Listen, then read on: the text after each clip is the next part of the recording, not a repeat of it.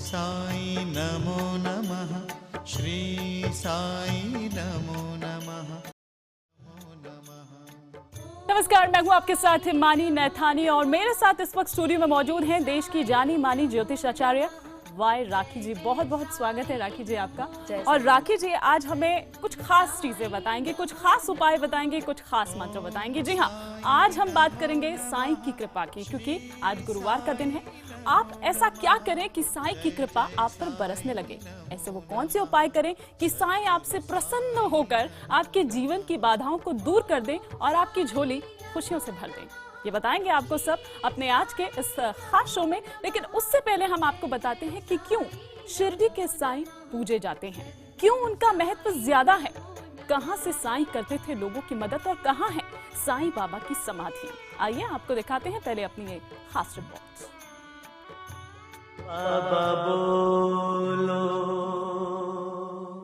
साईं बाबा बोलो। श्रद्धा साबुरी का ज्ञान देने वाले लीला शिरोमणि, चमत्कारी गुरु और भक्तों की आस्था का केंद्र शिरडी के साईं। साईं बाबा कोई मिथक शख्सियत नहीं थे, वो सशरीर इस धरती पर आए थे, लोगों के बीच रहे और लोगों को इंसानियत का पाठ पढ़ाया। उन्होंने अपना सारा जीवन लोगों की सेवा में समर्पित कर दिया। उनके रहते हुए उन्होंने जो शिक्षा ज्ञान अपने भक्तों को दिया था, उसे उनके भक्त आज भी संजोए हुए हैं। आज सिर्फ अपने देश में ही नहीं, दुनिया के कोने कोने में साईं मंदिर हैं, जिनमें साईं बाबा की पूजा की जाती है। इन्हीं मंदिरों में से एक है शिरडी का साईं मंदिर। साईं बाबा बोलो, साईं बाबा बोलो।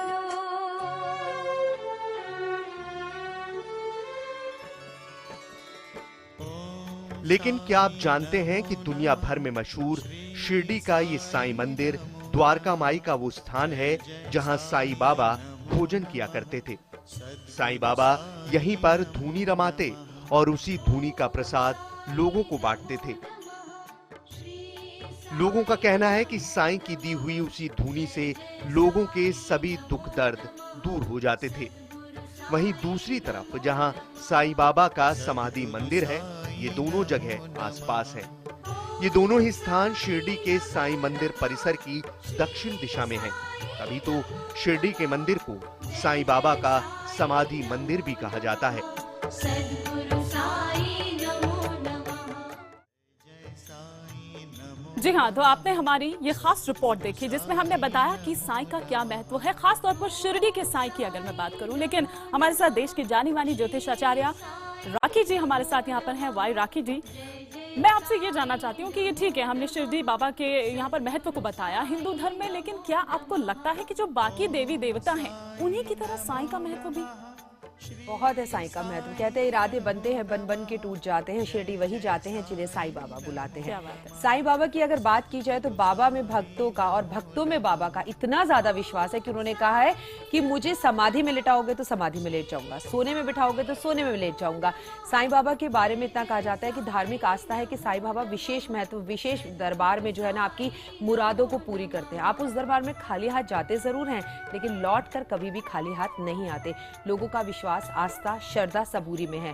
लोगों ने लाखों बार अपनी झोली वहां पर भरी है। हर बार लोगों के घर में बाबा की तस्वीर में से भभूति आनी शुरू हो जाती है। उस भभूति का इतना चमत्कार है कि आपका बच्चा अगर बीमार हो, आप उसके मस्तक पर अगर वो भभूति लगा दे तो वो बलवान हो जाता है, सेहतमंद हो जाता है और ठीक हो जाता है। सभी परेशानियों का लोगों को वहां निजात मिलता है। मैं खुद शिरडी गई हूँ कई बार, और वहां जाके जो सुकून महसूस होता है, जो त्याग की मूर्ति बाबा की है ना, वो अपने आप में बयान ही नहीं की जाती। बहुत ही खूबसूरत है। बिल्कुल, तो ये है साईं का महत्व, खासतौर पर जिस तरह से यहाँ पर हमको राखी जी ने बड़े ही खूबसूरत शब्दों में, बड़ी खूबसूरत पंक्तियों में हमें यहाँ पर बताया। लेकिन कुछ खास उपाय भी हम यहाँ पर जान लेते हैं वाई राखी जी से कि आखिर साईं को प्रसन्न करने के वो क्या खास उपाय हैं। पूजा अर्चना तो हर कोई करता है, लेकिन साईं बाबा की इतनी मान्यता है, ऐसे में उपाय आप क्या बताएंगे? देखिए, अलग अलग देवी देवताओं के पास हमें अलग अलग चीजें लेने जाना पड़ता है, लेकिन मात्र एक साईं बाबा ऐसे है कि हर परेशानी का सामना आपको साईं बाबा के पास मिल जाता है। यदि पति पत्नी में अक्सर झगड़ा रहता है, लड़ाई झगड़ा रहता है, आप लोगों में सुकून ही नहीं है,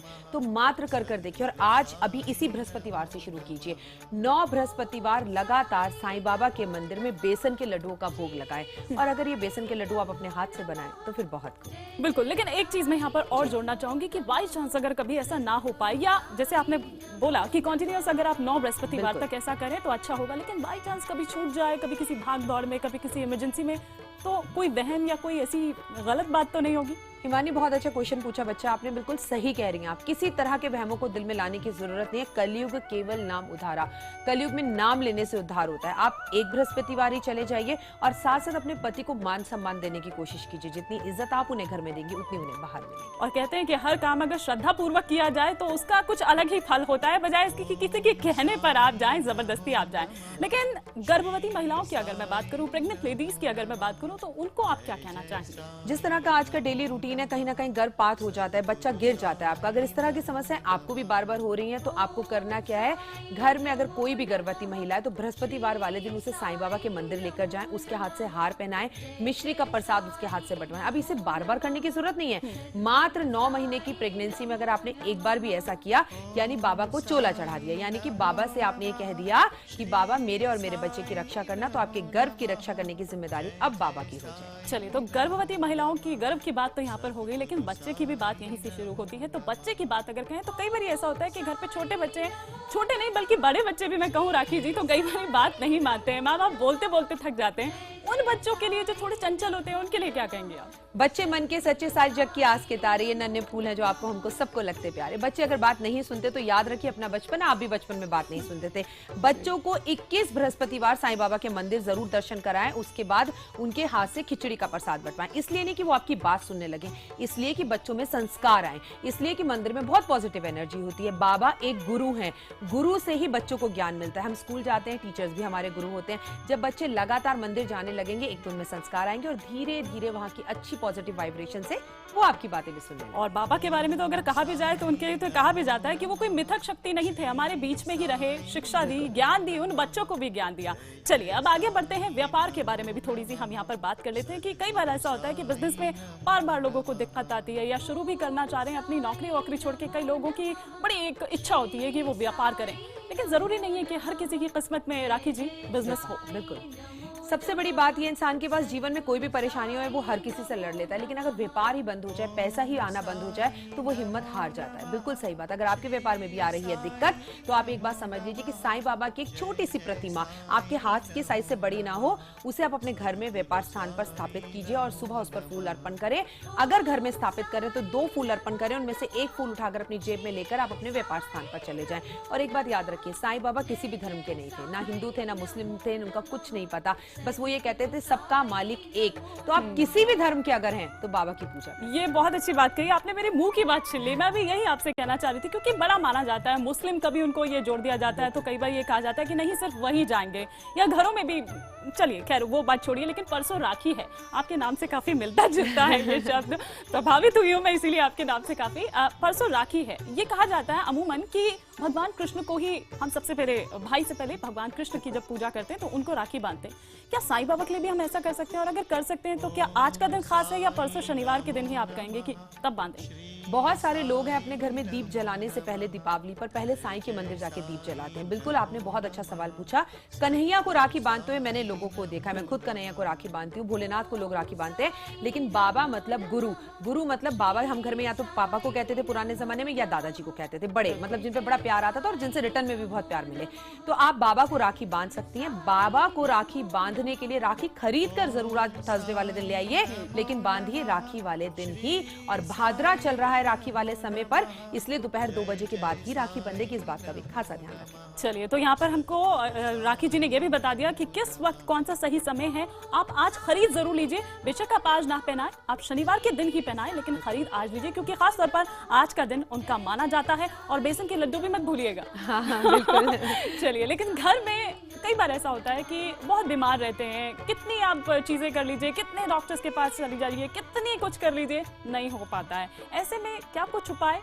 उपाय तो जरूर बताएंगे, लेकिन उससे पहले बता दें, घर में अगर कोई बीमार रहता है तो उसका कारण हम होते हैं। हम पूरे मोहल्ले में दुनिया भर में कॉल करके कहना शुरू करते थे बीमार है बीमार है बीमार है। तो इसे में एक पॉजिटिव ऑरा जो है वो साथ में से निकलकर नेगेटिव ऑरा हमारे चारों तरफ आ जाता है और शख्स सच में बीमार हो जाता है। घर में कोई बीमार है, सास बहू की आपस में नहीं बनती, तो अगर कोई भी आपस में बीमार है तो साईं बाबा के मंदिर उसे ले जाइए, बाबा की भभूति उसके माथे पर लगाइए, बाबा के मंदिर में माथा टिकाइए और उसकी जीवा पर भी थोड़ी सी भभूति सुबह शाम 11 दिन तक लगातार रखिए। देखिए कैसे उसको जो है आराम मिलेगा। चलिए, तो सास बहू अगर आपकी बनती नहीं है और सास बहू ये शो देख रही है तो आपको ये ध्यान में रखना होगा, थोड़ी सी मेहनत ज्यादा करनी होगी बहू को। 9 बृहस्पतिवार को साईं बाबा के व्रत रखने पड़ेंगे।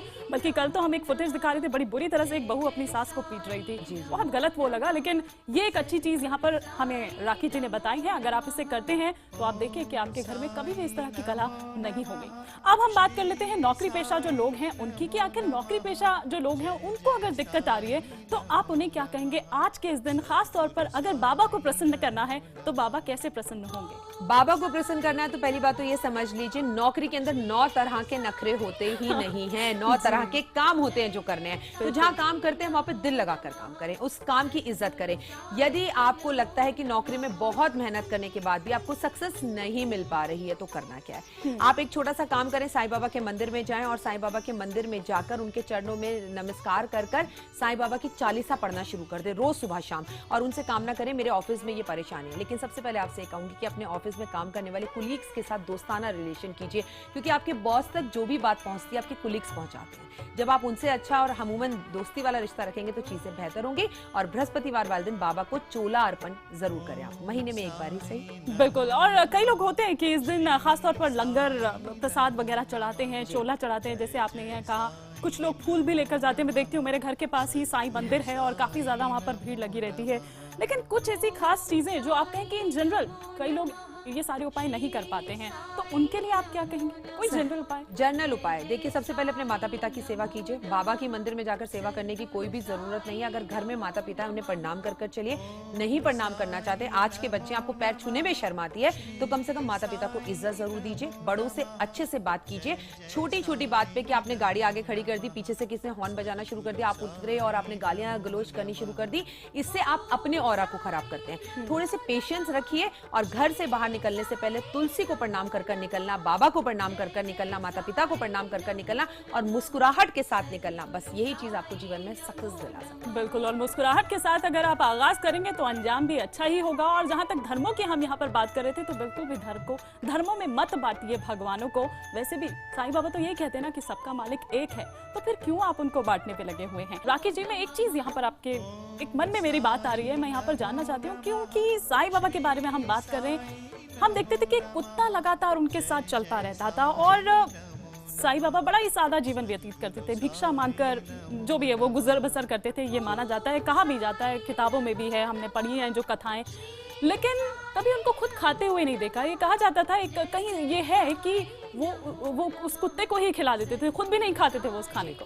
बिल्कुल सही सुना है आपने। बाबा के साथ हमेशा उनका एक अंग रक्षक रहा करता था कुत्ता। कहते बाबा भिक्षा मांगकर ही खाना खाते थे, कभी भी उन्होंने भिक्षा मांगे बिना खाना नहीं खाया। लेकिन उन्हें खाना खाते कभी किसी ने देखा।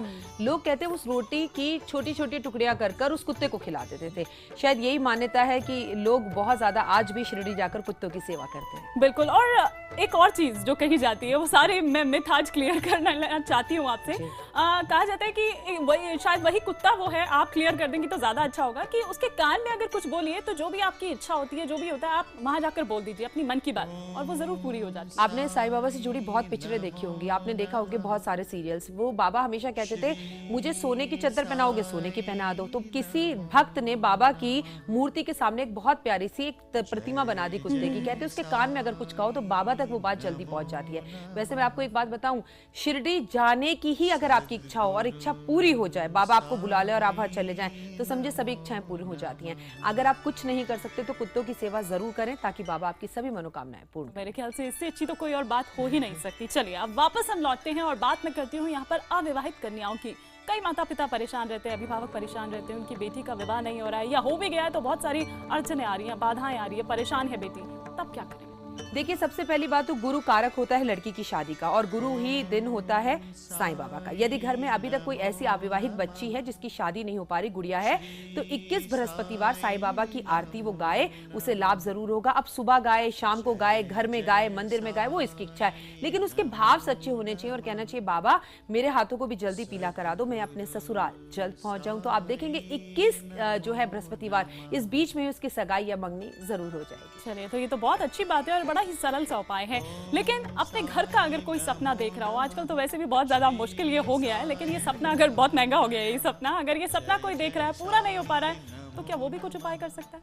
भगवान सबको अपने आशियाने का सपना तो जरूर पूरा कराए। यदि आपके घर का सपना अभी तक पूरा नहीं हो रहा तो साईं बाबा को आप केले का भोग जरूर लगाएं, और ऐसा 9 बृहस्पतिवार नियम पूर्व से करें। वैसे मैं आपको बता दूं, बाबा को भोग लगाने को कह रही हूँ, ऐसा कहा जाता है हमारे शास्त्रों में कि बृहस्पतिवार वाले दिन केले के पेड़ की पूजा की जाती है, इसलिए आप उसका भोग भगवान को लगाएं, लेकिन स्वयं केला ना खाएं। बिल्कुल। और घर में अगर कला रहती हो, कई लोग इससे भी परेशान रहते हैं। अब जाहिर सी बात है कि ये सपना महंगा हो गया है। उससे पहले मैं यहाँ कन्या की विवाह की बात कर रही थी, तो ये जब सारी चीजें आ जाती है तो घर में कला ऑटोमेटिकली आ जाती है। देखिए, घर में चाहे प्याज के साथ रोटी आपको खानी हो, पर प्याज भी अब तो इतना महंगा हो गया कि ये कहावत भी जाती सी रह रही है। रिंग की जगह वो प्याज लगा के दिखाई देने लगे हैं सोशल साइट्स पर। तो ये बात समझ लीजिए कि घर में चाहे आप नमक से रोटी खाएं, ये कहना ज्यादा आसान होगा, लेकिन कोशिश करें कि कलह ना करें, क्योंकि जिस घर में कलह होता है वहां कभी भी लक्ष्मी नहीं बरसती। आप सुबह उठकर साईं बाबा की चालीसा पढ़ें, और इतनी जोर से पढ़ें कि आपके घर की दीवारों के भी कान होते हैं उन्हें भी सुनाई दे। मान लीजिए आप बहुत जल्दी में आप वर्क करते हैं, आप खुद वर्किंग है, आप नहीं कर पा रही, तो आप म्यूजिक सिस्टम में चला दीजिए, अपने लैपटॉप पे चला दीजिए, जिससे आपके घर की वाइब्रेशंस पॉजिटिव होंगी और जल्द आपके घर से कलह दूर होगा। पर सबसे अच्छी बात है, अगर सामने वाला पार्टनर कुछ बोल रहा हो तो आप चुप रहिए, अपनी जबान पर जिप लगा लीजिए, कुछ बोलिए। आप बोल काफी अच्छा रही है इस चीज पर कि जिप लगा लीजिए, लेकिन वो कई बार ऐसा हो नहीं पाता। पता चल रहा है कि दोनों ही अगर सेम नेचर के आ गए तो फिर वो वहाँ क्लैश होने लगता है, ईगो। मेरे को लगता है पुरुषों को जिप लगानी चाहिए, महिलाओं को तो बोलने का अधिकार है।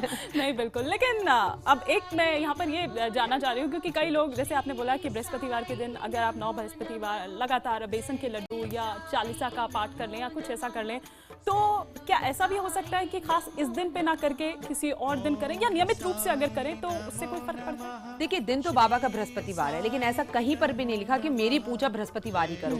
आपको जब समय मिले इस कलयुग के अंदर प्रभु के शरण में जाने का और दिल से जाने का, आप तभी चले जाइए, दिन देखने की जरूरत ही नहीं है। बाबा के दरबार 24 घंटे आपके लिए खुले। चलिए, बिल्कुल। तो हम बहुत बहुत शुक्रिया करेंगे राखी जी का। राखी जी, आज मैं समझ भी सकती हूँ आज थोड़ी सी आप टेंशन में जरूर होंगे, आपके बेटा ठीक नहीं है, बीमार है, लेकिन हम यही उम्मीद कर रहे हैं कि जल्दी से घर आ जाए वो और ठीक हो जाए। लेकिन उसके बावजूद आप आए, आपने शो किया, इतना अच्छा शो किया, बहुत बहुत शुक्रिया आपका इस चर्चा में हमारे साथ जुड़ने के लिए और हमारी इस खास पेशकश में। आज के लिए फिलहाल इतना ही।